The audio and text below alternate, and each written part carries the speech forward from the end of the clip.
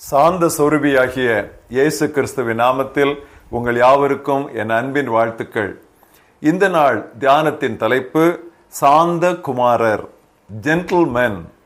வாசிக்க வேண்டிய பகுதி எண்ணாகமம் 12ஆம் அத்தியாயம் முதல் சிறு வசனங்கள். எத்தியோப்பியா தேசத்து ஸ்திரியை மோசே விவாகம் பண்ணியிருந்தபடியால் மிரியாமும் ஆரோனும் அவன் விவாகம் பண்ணின எத்தியோப்பியா தேசத்து ஸ்திரீ நிமித்தம் அவனுக்கு விரோதமாய் பேசி, கர்த்தர் மோசையை கொண்டு மாத்திரம் பேசினாரோ, எங்களை கொண்டும் அவர் பேசினதில்லையோ என்றார்கள். கர்த்தர் அதை கேட்டார். மோசேயானவன் பூமியில் உள்ள சகல மனிதரிலும் மிகுந்த சாந்த குணமுள்ளவனாயிருந்தான். சடுதியிலே கர்த்தர் மோசேயையும் ஆரோனையும் மிரியாமையும் நோக்கி, நீங்கள் 3 பேரும் ஆசரிப்பு கூடாரத்துக்கு புறப்பட்டு வாருங்கள் என்றார். 3 பேரும் போனார்கள். கர்த்தர் மேகத்தூணில் இறங்கி கூடார வாசலிலே நின்று ஆரோனையும் மிரியாமையும் கூப்பிட்டார். அவர்கள் இருவரும் போனார்கள். அப்பொழுது அவர், என் வார்த்தைகளை கேளுங்கள். உங்களுக்குள்ளே ஒருவன் தீர்க்கதரிசியாய் இருந்தால், கர்த்தராகிய நான் தரிசனத்தில் என்னை அவனுக்கு வெளிப்படுத்தி சொப்பனத்தில் அவனோட பேசுவேன். என் தாசனாகிய மோசேயோ அப்படிப்பட்டவன் அல்ல. என் வீட்டில் எங்கும் அவன் உண்மை உள்ளவன்.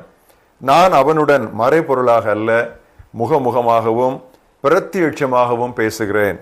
அவன் கர்த்தரின் சாயலை காண்கிறான். இப்படி இருக்க நீங்கள் என் தாசனாகிய மோசேக்கு விரோதமாய் பேச உங்களுக்கு பயமில்லாமல் போனது என்ன என்றார். கர்த்தருடைய கோபம் அவர்கள் மேல் மூண்டது. அவர் போய்விட்டார். மேகம் கூடாரத்தை விட்டு நீங்கி போயிற்று. மிரியாம் உறைந்த மழையின் வெண்மை போன்ற குஷ்டரோகியானாள்.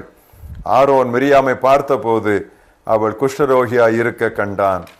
அப்பொழுது ஆரோன் மோசேயை நோக்கி, ஆண்டவனே, நாங்கள் புத்தியினமாய் செய்த இந்த பாவத்தை எங்கள் மீது சுமத்தாதிரும். தன் தாயின் கற்பத்தில் பாதி மாம்சத்தில் அழுகி செத்து விழுந்த பிள்ளையை போல அவள் ஆகாதிருப்பாதாக என்றான். அப்பொழுது மோசே கர்த்தரை நோக்கி, என் தேவனே, அவளை குணமாக்கும் என்று கெஞ்சினான். கர்த்தர் மோசையை நோக்கி, அவள் தகப்பன் அவள் முகத்திலே காரி துப்பினது உண்டானால் அவள் 7 நாள் வெட்கப்பட வேண்டாமோ? அது போலவே அவள் 7 நாள் பாளையத்திற்கு புறம்பே விலக்கப்பட்டிருந்து பின்பு சேர்த்து கொள்ளப்பட கடவுள் என்றார். அப்பொழுது மிரியாம் 7 நாள் பாளையத்துக்கு புறம்பே விலக்கப்பட்டிருந்தால் மிரியாம் சேர்த்து கொள்ளப்படும் மட்டும் ஜனங்கள் பிரயாணம் பண்ணாதிருந்தார்கள். பின்பு ஜனங்கள் ஆஸ்திரோத்திலிருந்து புறப்பட்டு பாரான் வனாந்திரத்திலே பாளையம் இறங்கினார்கள். இன்றைய மனப்பாட வசனம் பிலிப்பியர் 4ஆம் அத்தியாயம் 5ஆம் வசனம். உங்கள் சாந்த குணம் எல்லா மனிதருக்கும் தெரிந்திருக்கட்டும், கர்த்தர் சமீபமாயிருக்கிறார். Let your gentleness be known to all men. The Lord is near. சாந்தமும் பொறுமையும் திருமறையில் அடிக்கடி சேர்ந்தே வருகின்றன. 2 வசனங்களை வாசிக்கிறேன். கொலோசையர் 3ஆம் அதிகாரம் 12ஆம் வசனம். நீங்கள் தேவனால் தெரிந்து கொள்ளப்பட்ட பரிசுத்தரும் பிரியருமாய் உருக்கமான இரக்கத்தையும் தயவையும் மனத்தாழ்மையையும் சாந்தத்தையும் நீடிய பொறுமையையும் தரித்து கொண்டு. சாந்தத்தையும் நீடிய பொறுமையும். இன்னொரு வசனம் 1 தீமோத்தேயு 6ஆம் அதிகாரம் 11ஆம் வசனம். நீயோ தேவனுடைய மனுஷனே, இவைகளை விட்டு ஓடி நீதியையும் தேவ பக்தியும் விசுவாசத்தையும் அன்பையும் பொறுமையையும் சாந்த குணத்தையும் அடையும்படி நாடு. இந்த சாந்தம் பொறுமை இவை 2ம் சேர்ந்து வருகிற குணாதிசயங்கள். வேதத்தில் சாந்தம் என்பதற்கான ஓமானங்களில் 2 மிக முக்கியமானவை. ஒன்று, சினையாடுகளை மெதுவாய் நடத்தி செல்லும் மேய்ப்பன். அதை ஏசாயா 40:11 பார்க்கிறோம். அடுத்தது, குழந்தைகளை கனிவுடன் பாசத்துடன் பேணி வளர்க்கும் தாய். அதை 1 தெசலோனிக்கேயர் 2:7 நாம் பார்க்கிறோம். நாம் இயேசுவை பின்பற்ற தீர்மானிக்கும் வேளையிலேயே அவர் நம்மை சாந்த குமாரராகவும் சாந்த குமாரிகளாகவும் மாற்றிவிட நடைமுறை மாதிரியாக அவரே நமக்கு முன்பாக நின்று கொண்டு என்ன சொல்லுகிறார் தெரியுமா? என்னிடம் கற்றுக்கொள்ளுங்கள், நான் சாந்தமும் மனத்தாழ்மையுமா இருக்கிறேன் என்று அவர் அழைக்கிறார். ஈசாக்கு தனது கிணறுகளை குறித்து தன்னோடு வாக்குவாதம் பண்ணியவர்களிடம் காட்டிய பொறுமையில் சாந்தம் அட்டகாசமாக வெளிப்படுகிறது. தன்னுடைய தகப்பன் தோண்டிய துறவுகளை அவர்கள் தூர்த்து போட்டார்கள். அவன் தோண்டினான், மறுபடி அவர்கள் வந்து அங்கே அவனோடு வாக்குவாதம் பண்ணினார்கள். விட்டு விட்டு அடுத்த இடத்திற்கு போனான், அங்கேயும் வாக்குவாதம். அதை விட்டு விட்டு அடுத்த இடம் போனால் அங்கேயும் வாக்குவாதம். அமைதியாக போய்கொண்டே இருந்தான். கர்த்தர் அவனை ஏற்ற வேளையிலே நல்ல ஒரு ஆசீர்வாதத்தோடு அவனை வழிநடத்தினார். பிரியமானவர்களே, சாந்தம் எப்பொழுதுமே அது விட்டு கொடுக்கும் தன்மை உள்ளது. யாராவது நமது சட்டையை கேட்டால் அதற்கு மேல் எதையாவது அணிந்திருந்தால் கூட அதையும் கழற்றி கொடுத்து விட வேண்டும் என்றுதான் இயேசு நமக்கு கற்பித்தார்.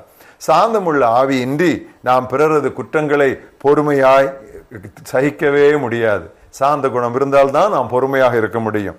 குறிப்பாக கலாத்திய நாட்டு கிறிஸ்தவர்களுக்கு அப்போஸ்தலர் பவுல் ஒருமுறை இப்படி எழுதினார்: சகோதர சகோதரிகளே, உங்களில் யாராவது ஒருவர் ஏதாவது ஒரு குற்றத்திலே அகப்பட்டு கொண்டால் தூயாவியை பெற்றிருக்கும் நீங்கள் சாந்தமுள்ள உள்ளத்தோடு அவரை திருத்துங்கள். கடுபிடு என்று சொல்லி அவரை கண்டனம் பண்ணி திருத்தவே முடியாது. ஆனால் சாந்த குணத்தோடு நீங்கள் திருத்தலாம். அப்படியானால் தான் நீங்களும் சோதிக்கப்படாமல் உங்களை பார்த்து கொள்ள முடியும் என்று அவர் குறிப்பிட்டார்.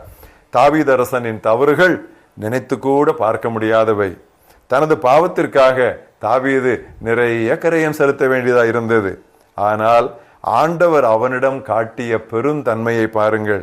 அவனுக்கு இருந்த மனைவியரில் பத்சேபாளையே சாலமோனுக்கு தாயாக அவர் தெரிந்தெடுத்தார்.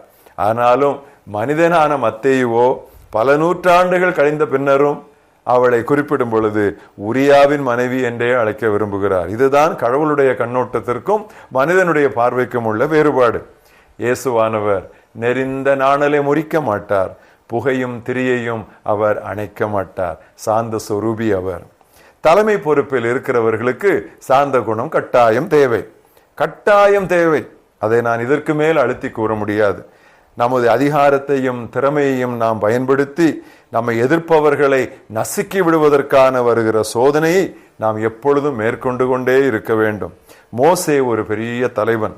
காலம் போற்றும் வேத வியாக்கியானி மேத்யூ ஹென்றி என்பவர் மோசேயை குறித்து இப்படி எழுதினார்: பொன் கன்றுக்குட்டியின் காரியத்தில் கடவுளது மகிமை பாதிக்கப்பட்ட போது மோசே சிங்கமாய் சீறினான். ஆனால் ஆரோனும் மிரியாமும் அவனுக்கு எதிராக பேசிய காரியத்திலோ தன் சொந்த மதிப்பு தொடப்பட்ட போதிலும் அவன் ஆட்டுக்குட்டியை போல் சாந்தமாய் இருந்தான். இதுதான் உண்மையாக இயேசு கிறிஸ்துவை பின்பற்றுகிற எல்லாருடைய பண்பாக இருக்க வேண்டும். எனவேதான் சகோதரி சாராள் நவரோஜி அழகாக ஒரு பாடல் பாடினார்கள்: சாரோனின் ரோஜா லீலி புஷ்பம் சாந்த சொருபி என் இயேசுவே, 1000 பேரிலும் சிறந்தோராம் ஆண்டவரை தொழுதுகிறோம். 1000 பேரிலும் அவர் சிறந்தோர். அவருடைய அடிப்படை குணாதிசயம் அவர் சாந்த சொருபி. உங்கள் சாந்த குணம் எல்லா மனிதருக்கும் தெரிந்திருக்கட்டும். கர்த்தர் சமீபமாயிருக்கிறார்.